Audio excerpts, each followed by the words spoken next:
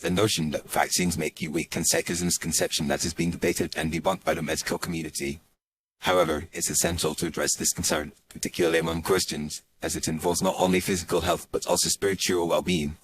The primary argument against vaccines is often rooted in misinformation and a lack of understanding about how vaccines work.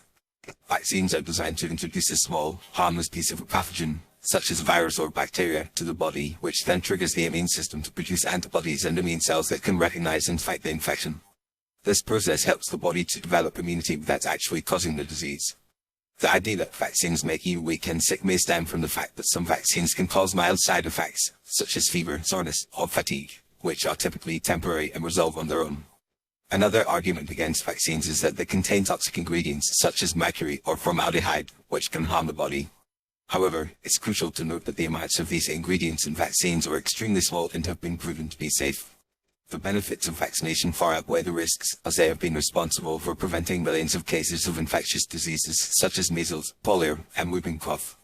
As Christians, it's essential to consider the biblical perspective on health and wellness. The Bible teaches us to take care of our bodies, which are temples of the Holy Spirit. 1 Corinthians 6:19-20. Vaccination can be seen as a way to steward our bodies and protect ourselves and others from harm.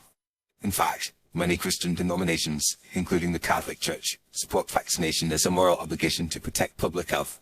So, what can Christians do about the misconception that vaccines make you weak and sick? Firstly, it's essential to educate themselves about vaccines and how they work. This involves consulting reputable sources such as the Centers for Disease Control and Prevention (CDC) or the World Health Organization (WHO), and seeking guidance from healthcare professionals.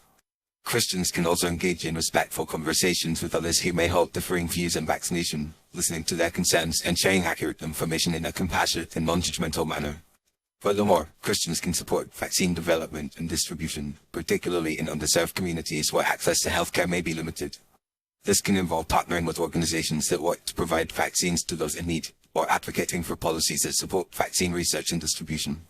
By doing so, Christians can demonstrate their commitment to protecting the health and well-being of all people, which is a fundamental aspect of their faith.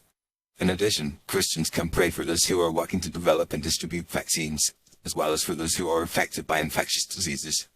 Prayer can be a powerful tool for healing and protection, and it can also bring comfort and hope to those who are struggling. By praying for the health and well-being of others, Christians can demonstrate their love and concern for their neighbors, which is a central tenet of their faith. In conclusion, the notion that vaccines make you weak and sick is a misconception that can be addressed through education, compassion, and advocacy. As Christians, it's essential to consider the biblical perspective on health and wellness, and to support vaccine development and distribution as a way to protect public health. By doing so, Christians can demonstrate their commitment to loving their neighbors and caring for the most vulnerable members of society. Ultimately, vaccination is a vital tool for preventing infectious diseases, and it's essential to approach this issue with the spirit of love, compassion, and scientific inquiry.